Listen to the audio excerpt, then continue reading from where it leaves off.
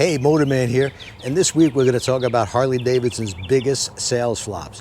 Not this bike, but there are several, and that's what we're going to talk about today while we take a ride. Before we go any further though, I want to remind you that we have the Ride Like a Pro experience, video, and Surviving the Mean Streets on USB.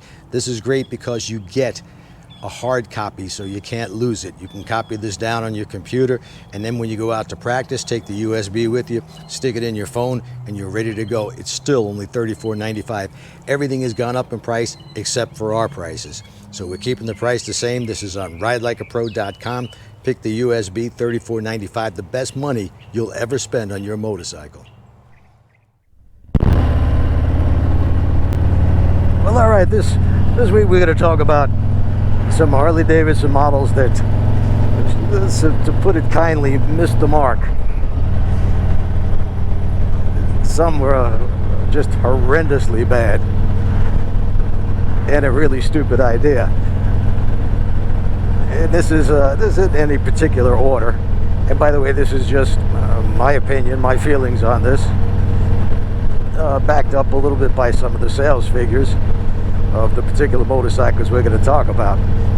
And we're going to start with the Sportster XR 1200.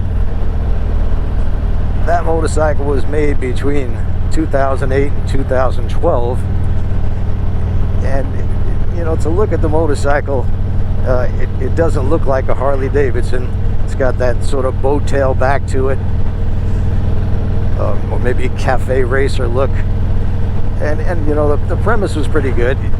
Let's have a Harley Sportster that handles really well, so they jacked up the suspension front and rear. I think it might have even been adjustable suspension front and rear, but I'm not sure about that. I remember riding one.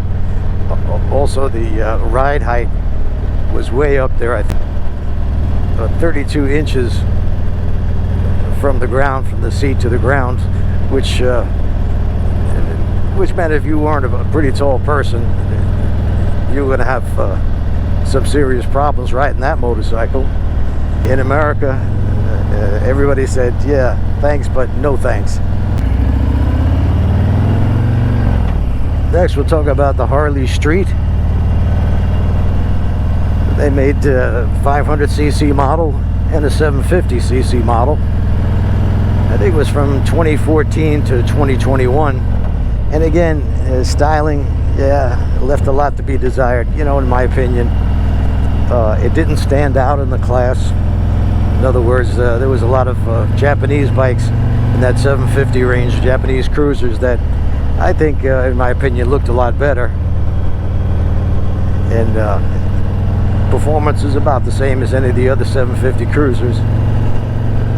They made them for other countries in India, and the ones that you saw here in this country, the 500, 750, were actually made in Pennsylvania. But that bike, even though it was pretty cheap, or not cheap, but competitive in that 750 range to some of the Japanese bikes, it just never sold. Next, another flop was the V-Rod. Now, I'm probably going to get some hate mail on this, but from 2001, and I think they kept it around, I think until 2017. They changed the styling of it. They had several different models, but it just never sold. Now, I rode the original one, the 2001 models, and I found it to be, first of all, ugly. Didn't look anything like what you would think a Harley Davidson should look like. It was plenty fast, motor was smooth, and with aftermarket exhaust it even sounded good, but the riding position was horrible.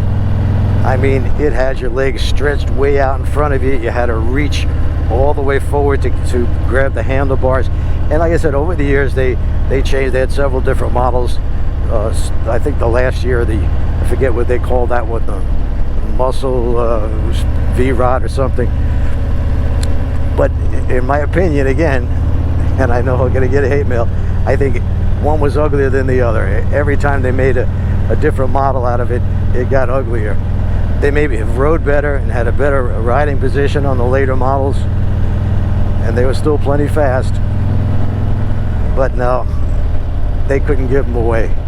It was one of the few Harley Davidsons that most dealers were willing to discount just to get it the hell out of the showroom.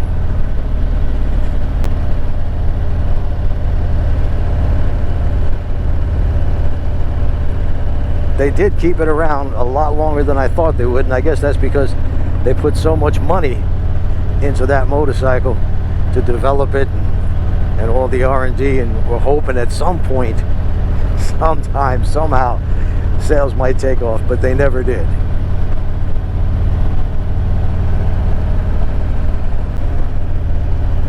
Next, there's the Harley Davidson Rocker. That came out at the end of the chopper craze. I think it was 2008 to 2012 they made that bike, and again, hideously ugly. I mean, that bike, I just, whoever styled that motorcycle should have been fired immediately. From every angle, it was an ugly motorcycle. And to ride it, and I've ridden a couple of them.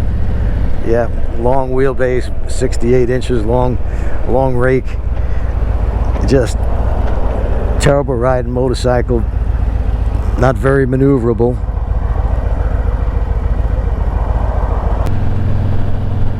Next, the FXDR.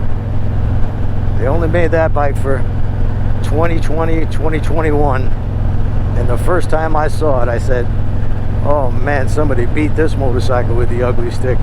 I couldn't figure out what the hell they were trying to do with this bike. Long wheelbase. The fender, the rear fender was just ugly. I mean, the whole bike, it just did nothing for me. In fact, we were over at Daytona Bike Week at Destination Daytona. They had one of them sitting on the showroom floor. And I even mentioned in that video, this was 2020, I said, if you like this bike, you better buy one now, because it ain't gonna be around much longer. This bike, I don't think, is going to be around for much longer. So if you like this and you want a new one, you better step up to the pump now. I just got a funny feeling. I don't know who came up with the styling of this thing, but ouch. And sure enough, I was right. 2 model years and it was gone. And last but not least, we got to talk about the live wire. I think they should have called it the Dead Short, because not only was it ugly, but it was a motorcycle that nobody asked for and nobody wanted to buy, especially at $30,000. Now, I don't know what the deal is with those live wires. And by the way, I rode one and road tested it. It was a fine motorcycle, plenty fast, handled really well. Just horrible to look at, especially that big lump between the 2 tires they call the motor. I mean, I just can't see how they thought that bike was going to take off. Now, I understand that now some or specialty dealers are selling them, and they've reduced the price to $21,000. I don't know what happens to the people that actually bought one, but there weren't too many. I think 5 people bought a live wire for 30 grand. But they reduced the price to about $21,000, so I'm sure that kills the resale value of the first year or 2 bikes. And dealers, when they had to put up a charging station, it cost a fortune. Again, you would think Harley Davidson would have stopped making them and try to make people forget that they ever made that motorcycle, but no, I guess they're still making them, and they're trying to find a market for a very expensive motorcycle that you can't ride very far without recharging.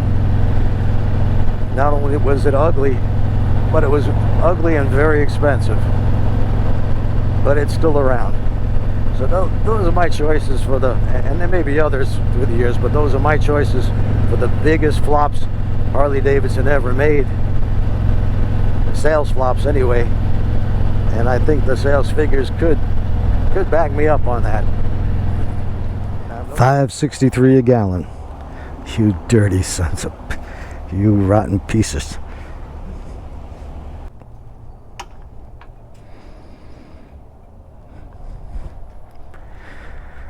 3.5 gallons, $20.13. That dirty son of a... That rotten... Should drop dead the freaking...